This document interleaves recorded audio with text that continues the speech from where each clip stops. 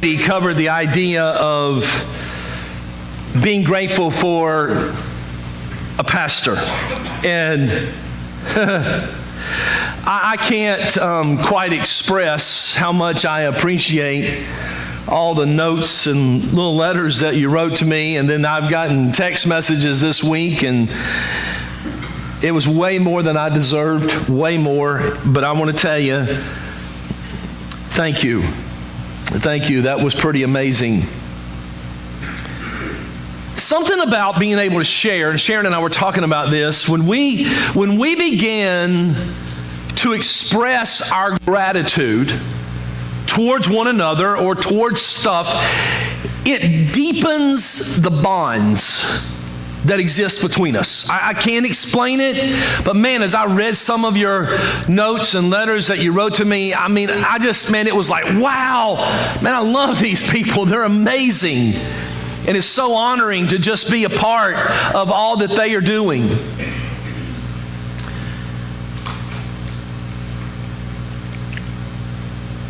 And so as we take on this next step in this process, last week we talked about that we're grateful for pastors. This week I want to take a little bit of a different turn. And I ain't gonna lie, this was hard. This was a hard sermon to write. Today I want to talk about we are grateful for, thankful for our mentors, the people in our life that have shaped us and influenced us. The longer that I live, the more grateful that I become of relationships in my life. I had, and honestly, it was an honor. It's one that we don't really like, but it was an honor. This week I had jury duty. And so, you know, it just wrecks your week.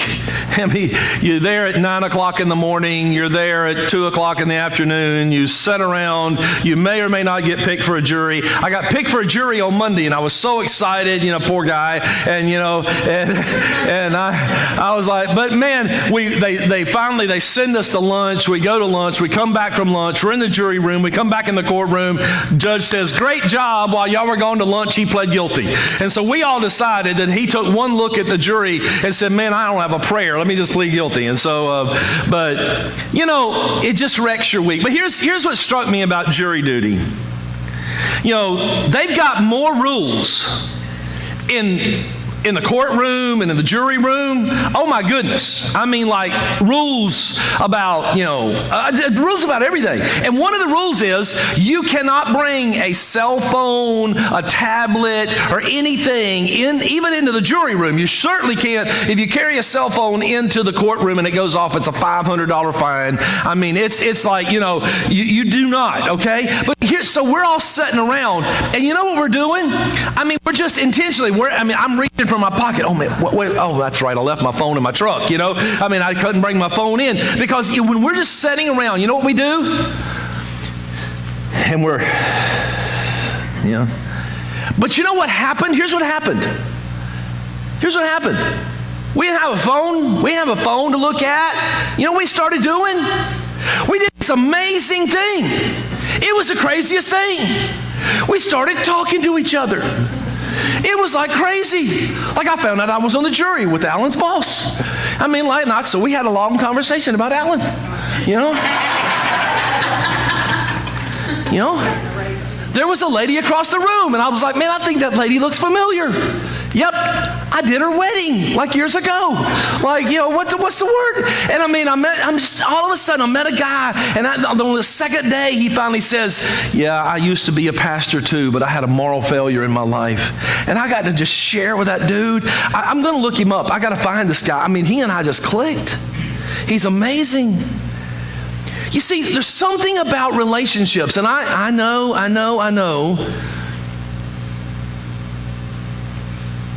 We're not going to get those relationships on our cell phone. I'm just going to say, I don't care how many friends you have on Facebook or how many followers you have on Instagram or whatever other stuff that you're into. You're not going to get those same kind of relationships. I know that and you know that. And yet we kind of just go find our phones because that's safer, way easier. I can comment on your Facebook post way easier than I can, you know, like sit down and have a conversation with you. It's amazing what happens when we begin to share with one another. And in that, so next week, in 2 weeks, by the way, next week, don't miss next week, it's going to be awesome.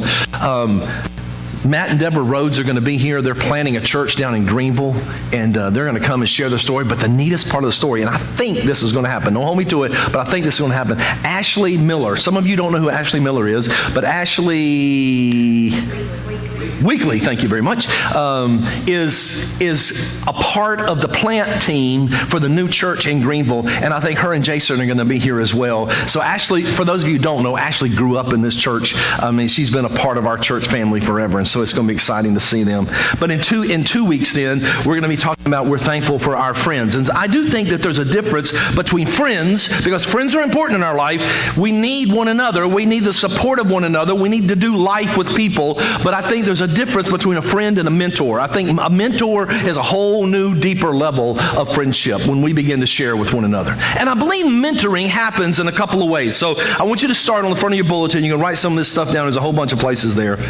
And I want us to look at this idea, because I believe there is intentional mentoring, and I think there is passive mentoring. There's intentional mentoring, and there's passive mentoring. So let me kind of share it this way. I think intentional mentoring happens. We are all mentors, by the way. You're like, I don't know, I ain't no mentor. Yes, you are. I guarantee you are.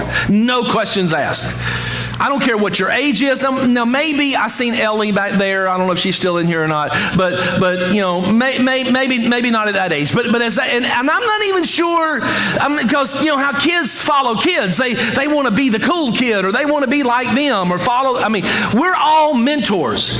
Mentoring, intentional mentoring, is the training and instruction that we give to others. Like, for instance, the intentional instruction that we give to our children.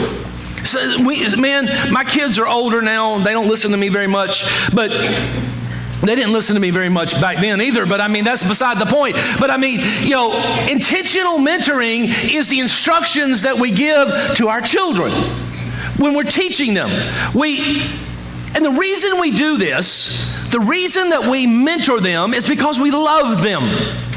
One of the craziest, in fact, let me, I don't even have this in my notes, but Lord just laid this on my heart. So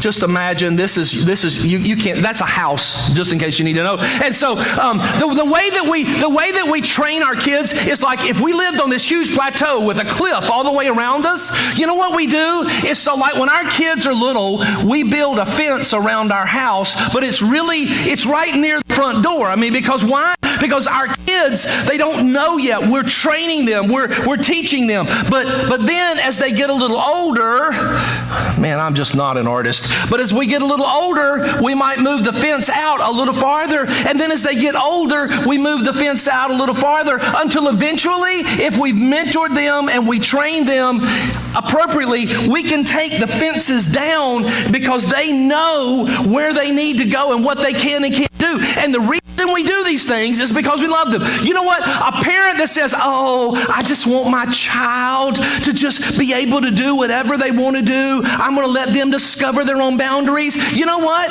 Eric said it this way this week. He and I were talking about this. He didn't know I was going to throw him in here. But this is what he said. He said, the opposite of love is not hate, it's apathy. Good word, Eric. If we allow our children to just do whatever they want without any instructional discipline from us, that is apathy, and we may not say it, but what we're saying to our kids is, go jump off the cliff. It's okay if that's what you want to do. Because we're not going to instruct you and train you and teach you the right choices to make. And see, we put up fences not because we want to keep stuff from our kids, or we want them to be hemmed in and not discover their gifts. No, we do it because we love them, and we're teaching them this is right, this is wrong, this is good, this is dangerous. Whatever those things are, that's what we're teaching our kids. Didn't intend to put all that up there, but it'll be all right. when we take this apathetic approach to our children of this non-intentional idea of mentoring, which, by the way, I'm kind of convinced is a form of mentoring, it's just a really bad one. When we begin to take that approach, we don't love them enough to teach them this is right and this is wrong. And as a parent, that's our job. So there's intentional mentoring. Intentional mentoring is when you and I, possibly God puts someone in your life that you begin to share life with.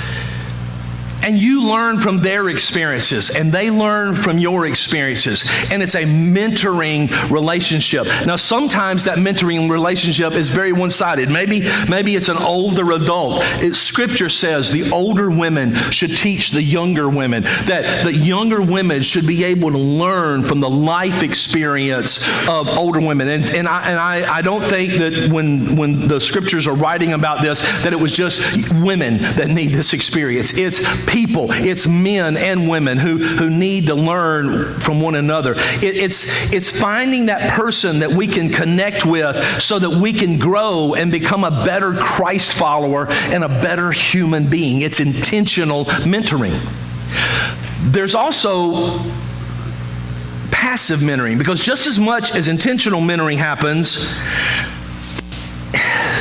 passive mentoring may be, at the very least, just as strong, maybe even stronger, because people are watching you.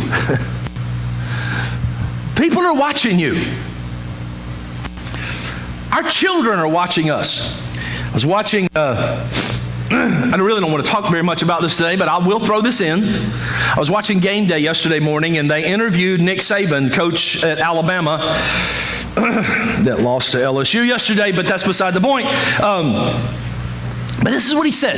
He said he was his daughter. He has a daughter, and he was teaching his daughter. He was mentoring his daughter, and she was having an anger problem. And he said to his daughter, honey, when stuff happens, you got to learn how to control your anger.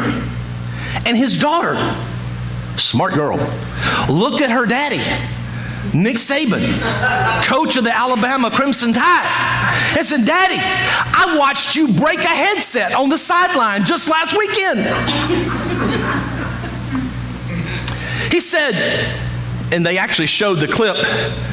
It was a play, and it was bad, and he got mad at Lane Kiffin, one of his assistant coaches, and you could see him on the sideline. He was in Lane's face, and he was giving him everything. He was giving him the business. And his little grandson was watching the football game and said, Mama, what's wrong with Papa?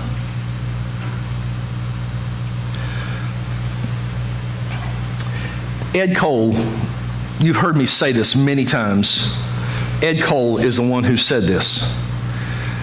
Edwin Lewis Cole. He said, are you ready for this?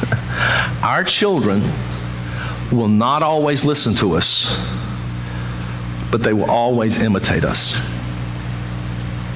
Now, I don't know if that scares you to death like it does me, but it's truth.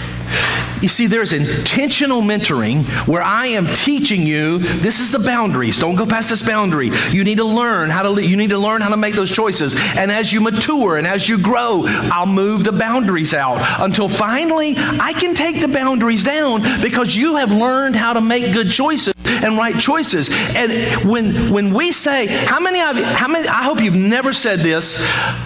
We've all heard this. Don't do as I do, do as I say. Don't waste your breath.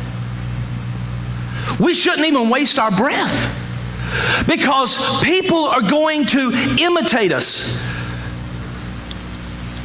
The person that we are when we think nobody is watching is important.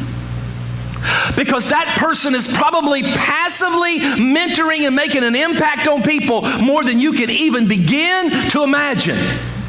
So don't tell your kids not to be angry if you can't control your own anger.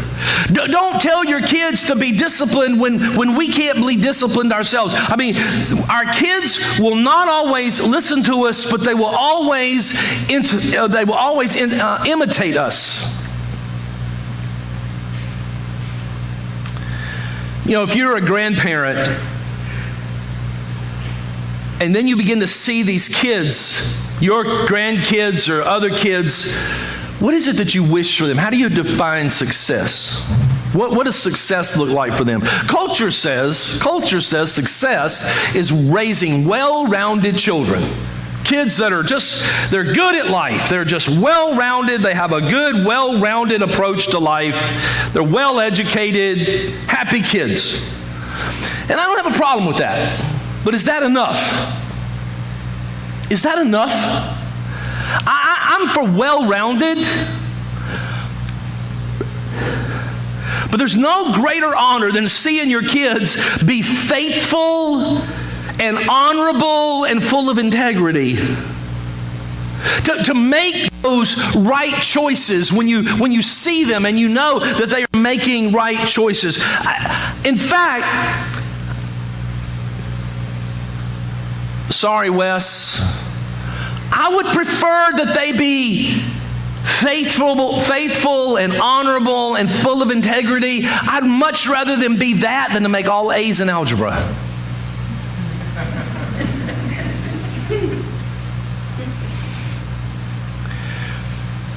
I'd rather see a group of children who are full of the joy of God. Not just happy.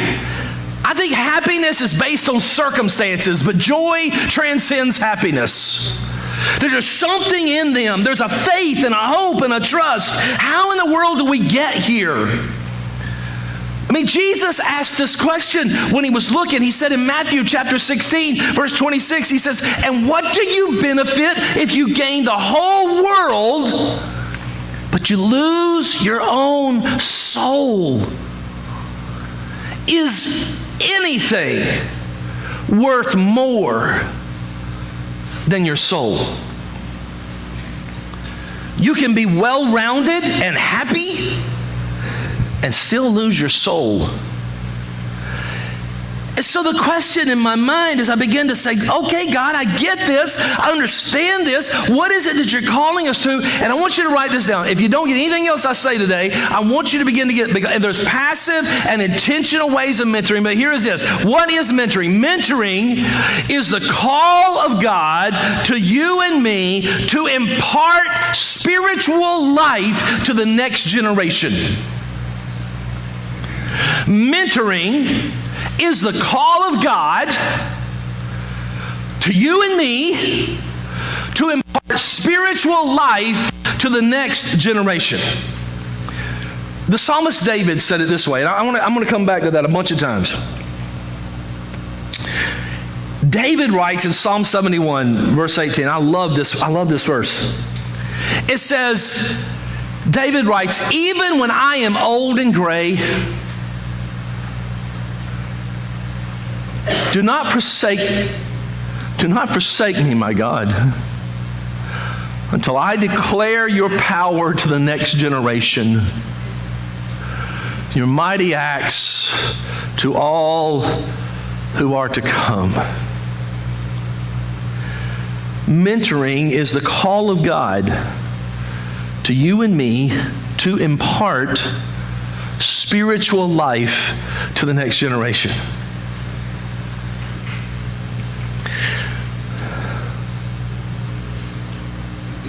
If you have a problem in math, you can get a tutor. Trust me, I need a tutor.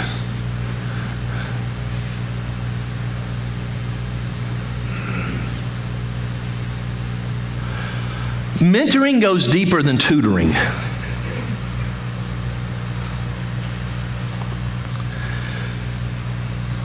Spiritual mentoring should teach us how to become biblically anchored world changers. Spiritual mentoring should teach me and teach us how to become biblically anchored world changers. David said it, "Do not forsake me until I can declare your works to the next generation." And you might have come this morning just for a little pick-me-up. Say, man, I just need to get to church. I'm just trying to pay my bills and not get my kids fat off McDonald's food. And, I just need to get through this. How am I supposed, this all sounds good in church, but how in the world do I effectively mentor others? As I said, I'm convinced that every one of us are mentors. Wayne Schmidt has said that the goal of the church is to be disciples, that's me and you, who make disciples. You see, we've got to change the paradigm, and we've got to change our worldview and the way we think. Because I believe God is calling us, that's me and you. We're disciples, we are followers of Jesus, but we've got to see our classroom, we've got to see our workplace, we've got to see our job site, we've got to see a place where I am a mentor and I am imparting spiritual life into the next generation and the people around me. That everywhere that we go, we are little disciple makers, no matter if it's teaching little kids at Sunshine or the librarian at Chesney or wherever you are. We have to understand that as we take this idea of mentorship into everything that we do. In fact, I want to share with you 3 words this morning. The first word is discover. The second word is develop. And the third word is deploy. You got that? This is mentoring 101. Discover, develop, and deploy.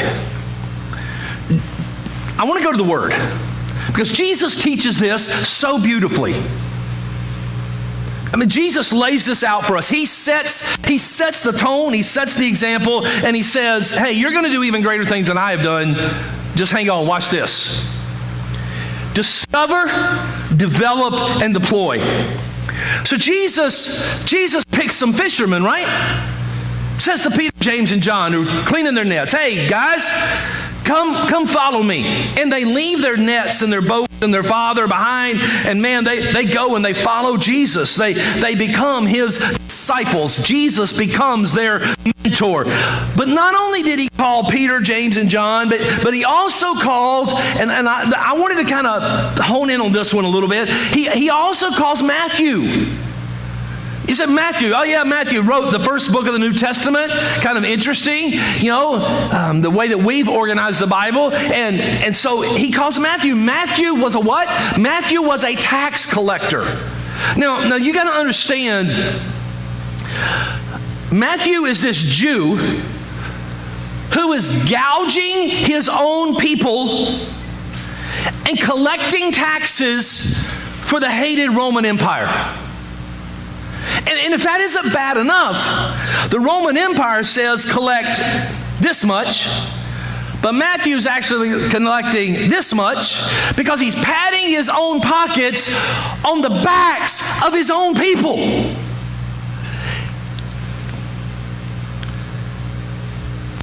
I mean, to say that he was disliked among his peer group would probably be a massive understatement. But Jesus, get this, is about discovering and developing and deploying people. And so Jesus begins this process, because Matthew, if you really want to look at it this way, I'm going it down this way. I said, Matthew was sinning well. Man, he was really good at sinning. He was really good. He was a really great cheat. I mean, he was good at it. And so Jesus sees the potential. Wait a second. Whoa. No, Jesus sees the potential in Matthew, and he calls him to be his disciple. And you and I would be going, you're nuts. Not him. Pick anybody. We thought the fishermen were kind of crazy. But a tax collector? You've lost it. You lost me. I'm out. But Jesus is about discovering and developing and deploying people. Let me tell you, Lord, help me not to chase those rabbits. I want to so bad. Because think about it for a second. The first book of the New Testament is written by Matthew, right? I mean, Jesus, I know I'm stretching here a little bit, but just give me some latitude. Jesus needed somebody who was really good at keeping meticulous records. Go read the book of Matthew. It's all about the details, about who was related to who and how their grandma and grandpa, and I mean all the way back, and how it all fits together. Jesus needed somebody who could keep up with the genealogies and the records and tell the story, the greatest story ever told about a Jesus who came, born to a virgin in a manger to become the Savior of the world. And you know what? He said, man, look at you. Man, you can keep some good records. You're cheating people very well. I think I can do something with you if I can help you turn your life around. Jesus picked Thomas. Let me see if my theory's right. Often when we speak of the disciple of Jesus named Thomas, we don't just call him Thomas, do we? Instead, we call him. So how would it be for you to be known for the rest of your life for a mistake you made one day?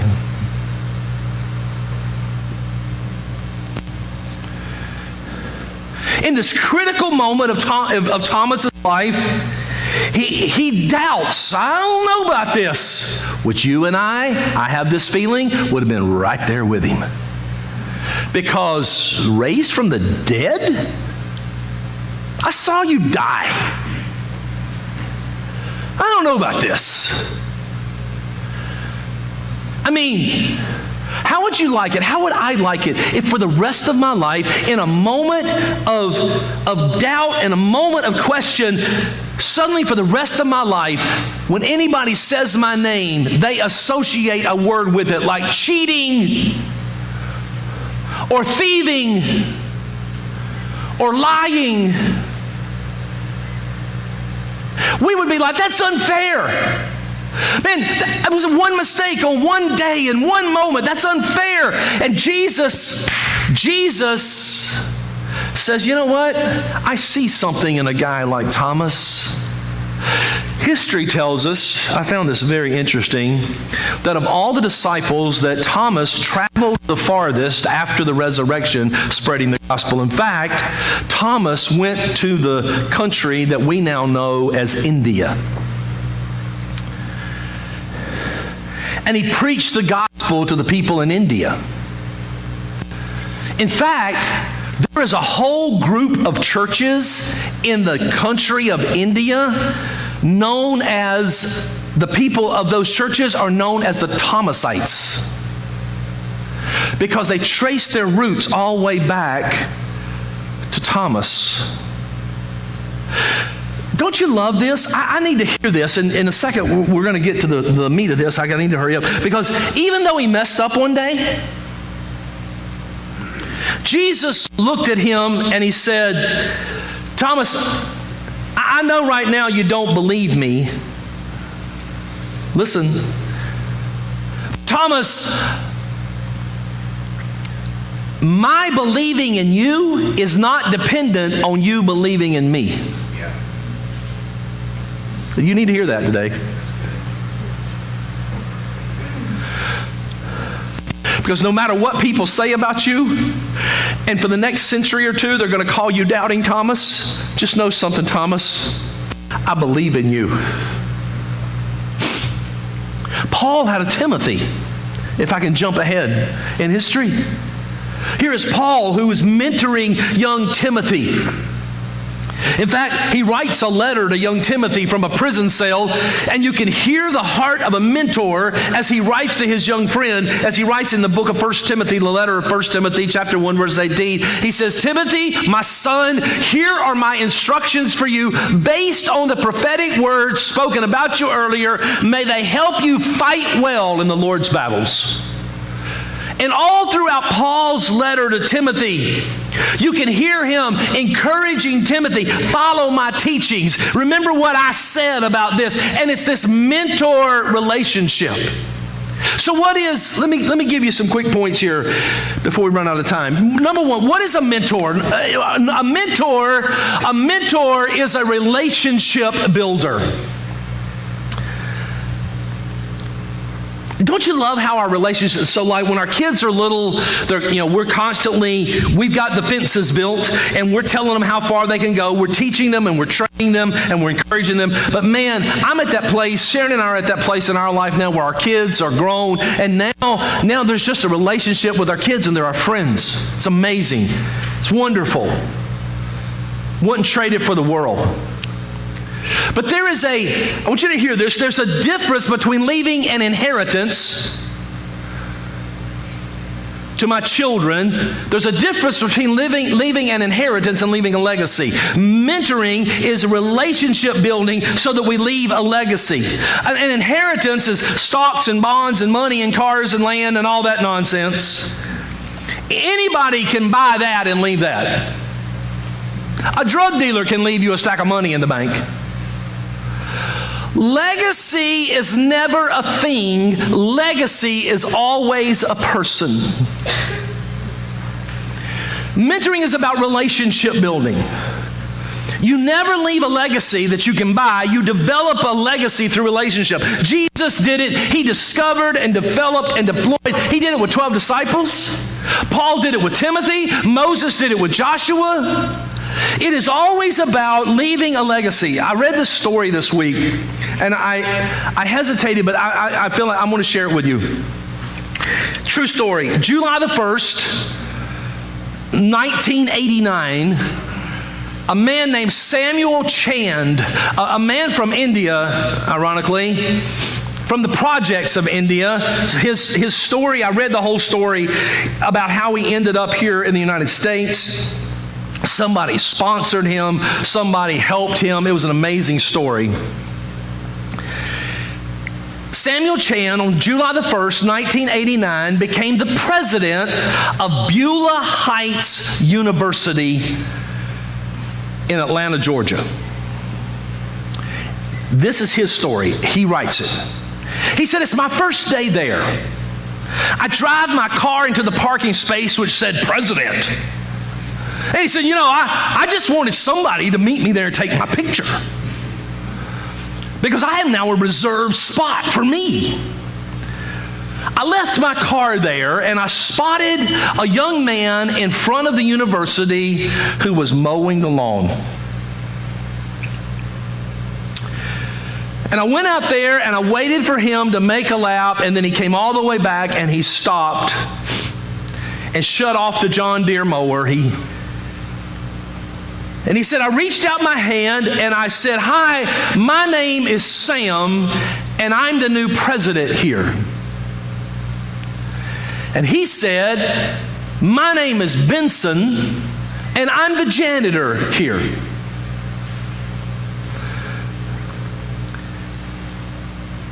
Dr. Chand said, I saw something in his eyes. He said, that was 1989. He said, the Lord allowed me to help Benson in so many different ways. I helped him get into class, and he finished his BA at our college. And from there, he went on to a university, and he got his MBA. And then we helped him to get into another university, and he got his degree in the Master of Library Science. And then he went on to another institution and got his doctorate of education. Dr. Chan says he came back. He said he worked 18 different jobs for me. All the way from assistant librarian to student affairs to a dean. He became a vice president. And he ended up being my executive vice president. In 2003, I resigned as the president of that college. And that janitor is now my president. On the first day, he was my janitor. On the last day, he was the president. So whenever I see Benson today, if you were to come on that campus, the first building you're going to see is this huge auditorium, and the auditorium says the Samuel R. Chand Auditorium. They named it after me.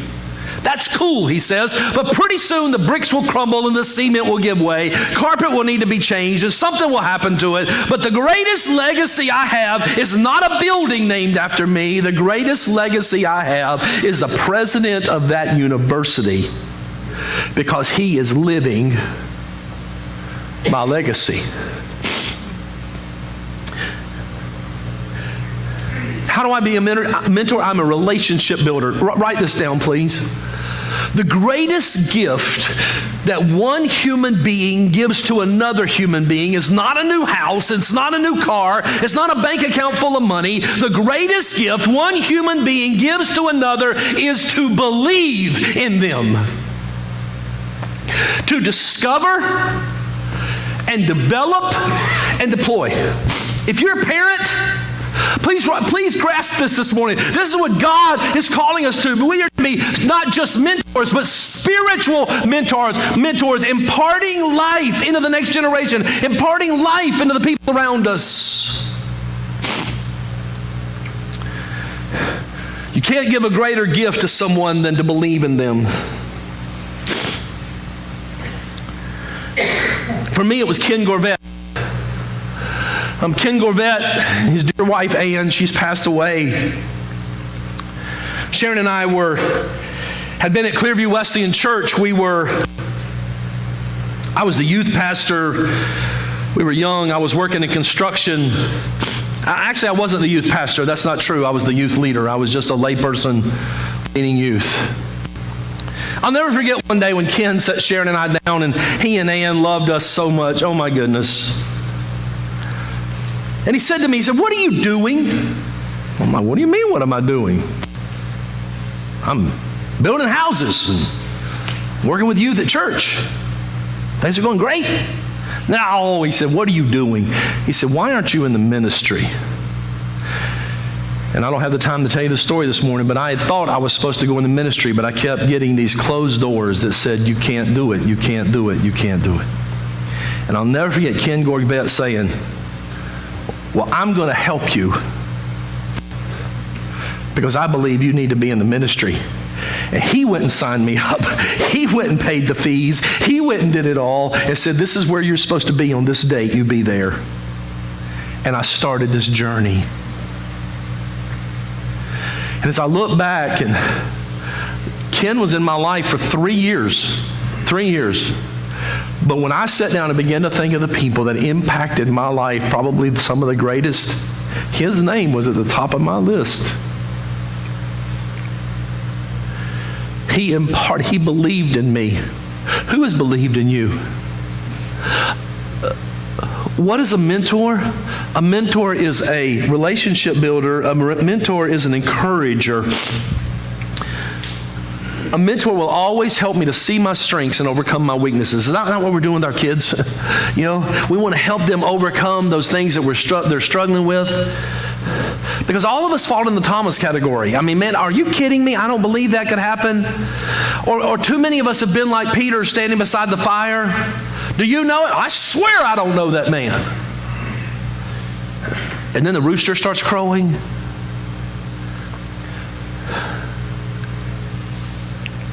All of us need people in our life who see us at our worst moments and still believe that we have value. Somebody who believes in me. And I'm convinced if you could reach up there in the movie screen that's your life and begin to turn it back and do a little rewind, you would find people who believed in you. Someone who saw you in the mud hole you fell into, and instead of shaking their head in disgust, they waded into the mud with you and helped you out.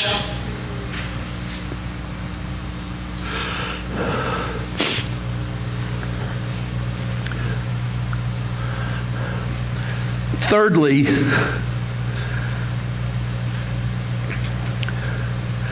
mentors are relationship builders and encouragers, and mentors are tenacious.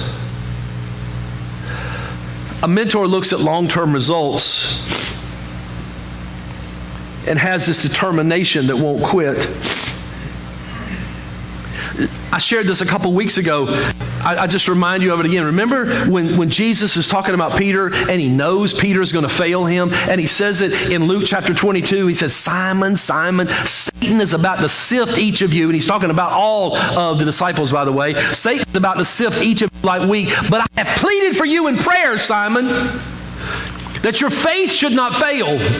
So when you have repented and turned to me again, strengthen your brothers. Jesus, can you hear it? See the tenacity of Jesus. Jesus knows Peter's going to fail. Jesus knows Peter's not going to make the right choice. Jesus knows Peter's going to fall flat on his face, but he absolutely refuses to give up on Peter. I don't know about you, but I need people in my life like that, who when I fall flat on my face are not there to say, I told you so, but are willing to get on the dirt with me and say, let's get up together. We need people in our life like that. Church, you need to be people like that to others.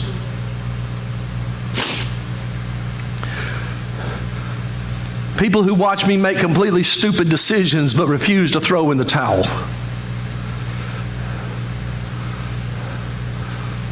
Who lovingly discover and develop and deploy in my life. And by the way, sometimes that lovingly might be a really strong slap upside the head. So what should be my response? Let me give this to you quickly. I know I'm running out of time. Here's what I know about the mentoring process. Here's what I know about you and I. Coming to church,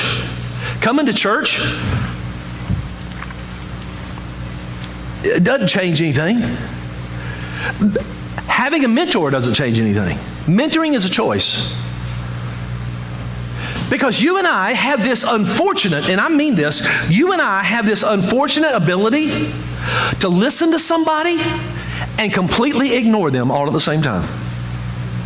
We'll even be sitting there going, and have zero intention of any follow through. Hey, if you're a parent, you know this. Our kids do this to us all the time.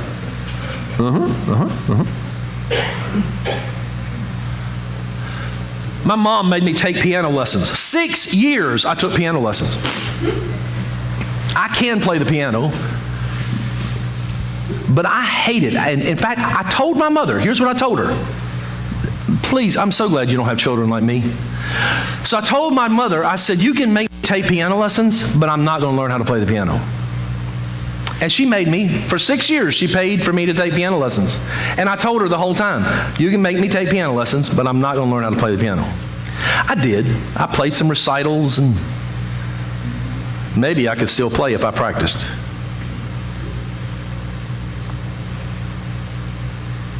Why? Because just taking piano lessons didn't mean because I made up my mind I wasn't going to do it. I know it's sad, but that's another whole sermon. 6 years, waste of time.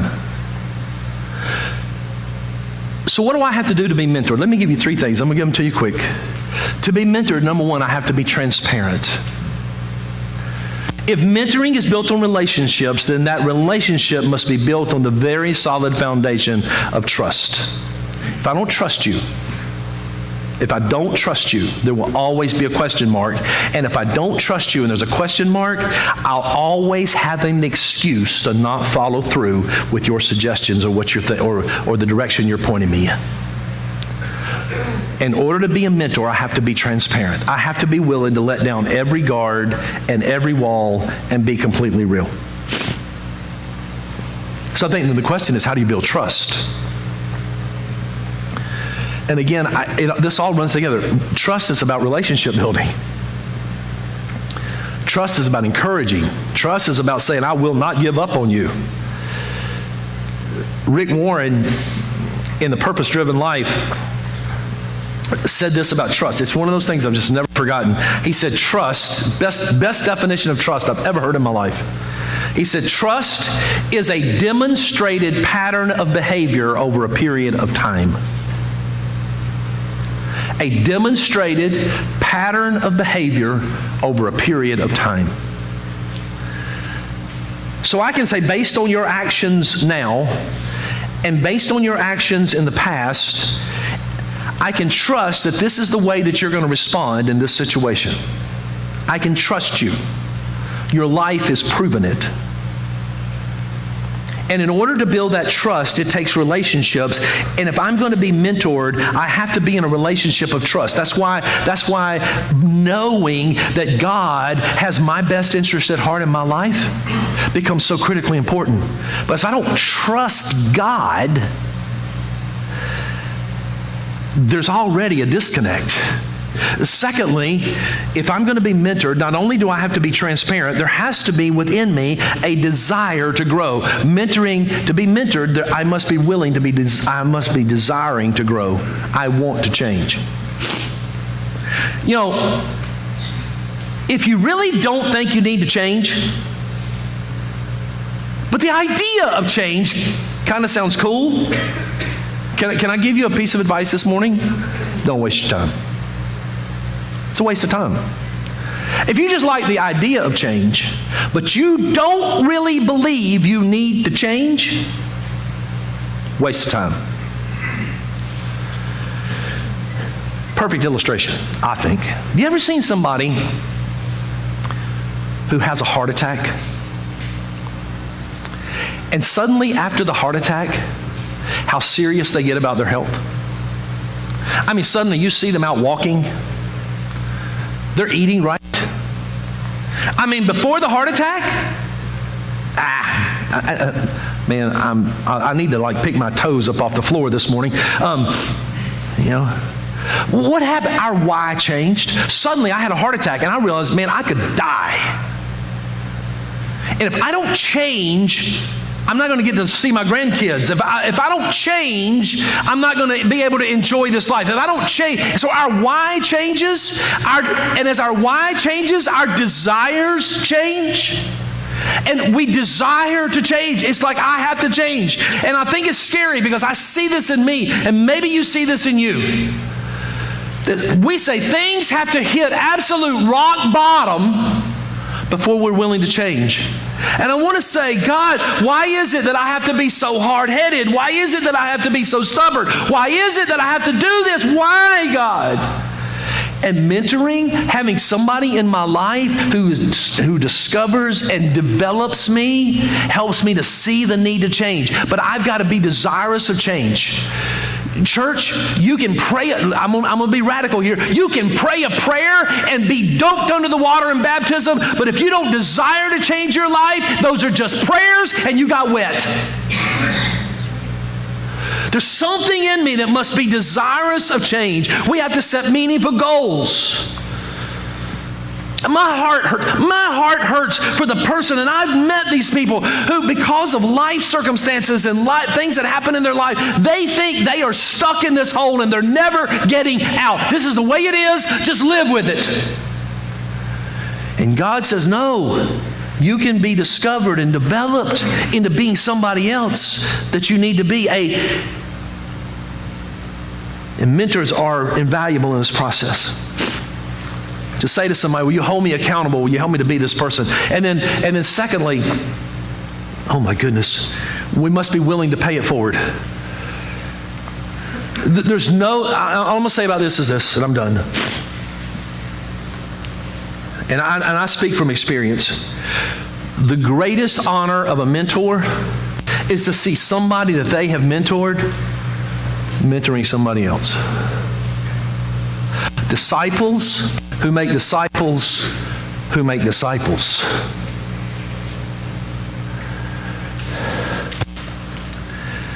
God did not design us to do this life alone. Let me just close this morning this. And I don't care who you are. There's going to come times in your life when you need people around you, and the friendship and the mentorship of somebody who believes in you. The greatest gift that we can give to another human being is to believe in them. Try it. And only do this if you absolutely mean it. Walk up to somebody this week and say, man, I believe in you. Now, you better be prepared because they're going to say why. And you better be prepared with an answer. God helps us to discover and develop and deploy disciples who make disciples who make disciples. So I ask you this morning, and I apologize that I'm late. How are you pouring into the lives of others? And you say, well, I'm a mama, I'm a daddy. Thank you. Love your kids. Teach them. It's amazing when we stop making it all about us and start figuring out how we can begin to pour into the lives of others. It's amazing to me what that begins to do to us. Because God designed us this way.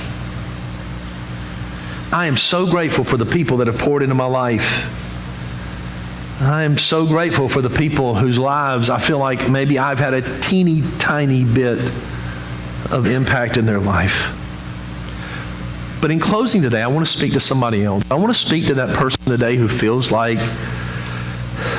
that they're all alone and they're lost. And maybe they even feel like, man, my life has no purpose. The first relationship that you need is a relationship with Jesus, who believes in you more than you believe in yourself. And the next relationship that you need is somebody else that you can connect with that will help you become the person that God is calling you to be. Mentoring is the call of God to you and me to impart spiritual life to the next generation. Pray with me this morning.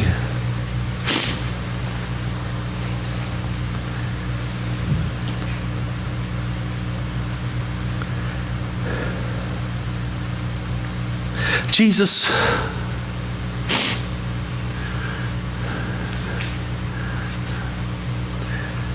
the way that you believe in us is amazing. And God, I want to thank you for the people in my life who've been willing to get into the mud with me and help me get out of the mud hole and help me to be better.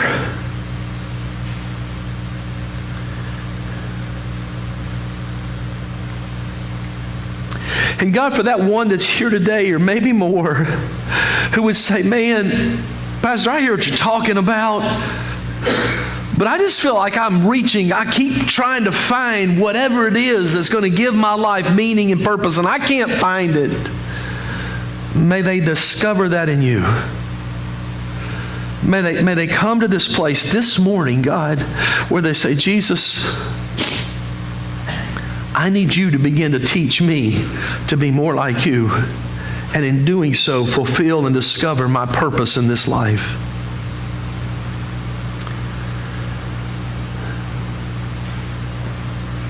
God, I love you this morning, and I thank you for all that you're doing, Lord. Thank you for these incredible people and their patience to go a bit longer this morning. God, I pray that you be with us.